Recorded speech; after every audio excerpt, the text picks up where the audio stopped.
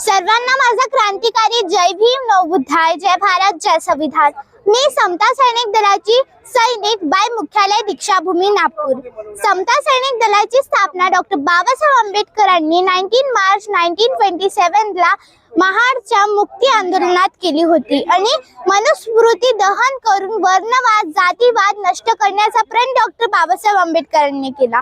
आणि समता सैनिक दल हे प्रत्येक रैली मध्ये, प्रत्येक आंदोलनामध्ये एकदम ताकत, जुनून और अपने लक्ष्य को डॉक्टर बाबा साहेब अम्बेडकर जी के सपने को भारत बौद्धमय करने का उनका जो सपना था, उससे समता सैनिक दल कार्य कर रही है उसके ऊपर। और समता सैनिक दल का जो उपक्रम है हर घर संविधान हर जेब संविधान, समता सैनिक दल उसे भी आगे बढ़ाने का काम कर रही है। और राइट टू वोट ईवीएम के ऊपर भी वो काम कर रही है, क्योंकि ईवीएम को बैन करके बैलेट पेपर को लाने का वो भी काम कर रही है। Right to vote is a constitution right given by us through the Indian constitution.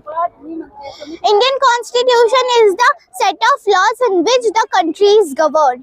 Why I feel proud that I am Buddhist? Because Buddhism denies the existence of Almighty God. Buddhism do not believe in worship. Buddhism believe in human-to-human connection rather than a connection between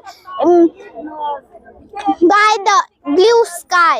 Buddhism हे जे आहे ते शील सदाचारी वागण्यावरच हे काम कार्य करते आणि समता सैनिक दलाच्या सैनिक होण्याच्या नाते मला प्राऊड फील होतं, कारण की समता सैनिक दलाची स्थापना डॉक्टर बाबासाहेब आंबेडकरांनी केली आहे आणि समता सैनिक दलाचं हे कार्य आहे ते खूप मोठं आहे। आणि आम्ही हे प्रण घेतो की आम्ही डॉक्टर बाबासाहेब आंबेडकरांच्या सपनाला पूर्ण करू, भारत बौद्धमयचं।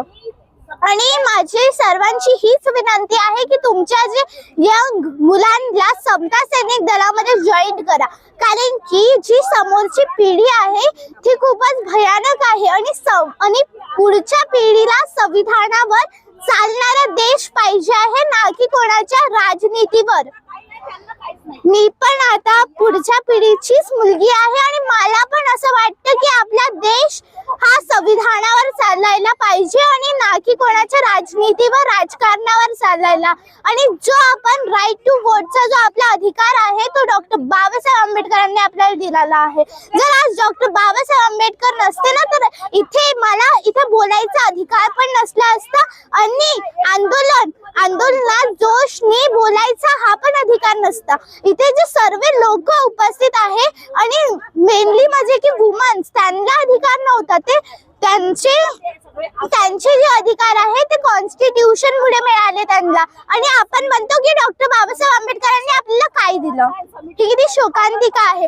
डॉक्टर बाबासाहेब आंबेडकरांनी आपल्याला इतकं काय दिलं ते आपल्याला माहिती नाही आणि आपण दुसऱ्यांच्या मागे जात आहोत, असं नाही व्हायला पाहिजे।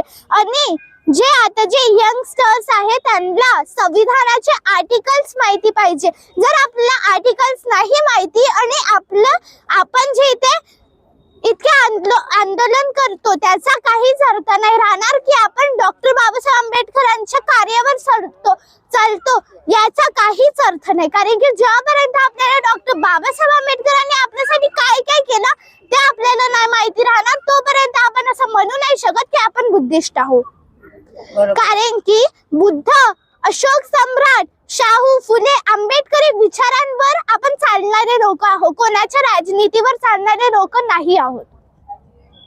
आतापर्यंत जे आपल्याला डॉक्टर बाबासाहेब आंबेडकरांनी दिलं आहे ना त्याचा आपल्याला उपकार मानायला पाहिजे। जर ते नसते ना तर तुम्ही इमॅजिन करा आता पण आपल्या गळ्यात मडकं असलं असतं, कमरेला झाडू असला असता, तर इमॅजिन करा की डॉक्टर बाबासाहेब आंबेडकरांनी जर आपल्याला इतके रूल्स नसते दिले ना, आर्टिकल्स नसते दिले होते ना, कॉन्स्टिट्यूशन मस्त दिलं ना, तर आता आपण इथे उभे असलोच नसतो, आपली लायकीच ती नसती असती।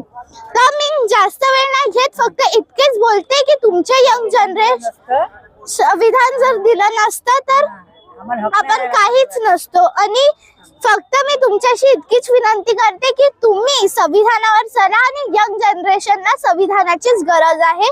इतकंच बोलते, इथेच थांबते. धन्यवाद. जय भीम, जय भारत. तुमच्यापेक्षा जास्त नॉलेज तुला परिचय नाही दिली.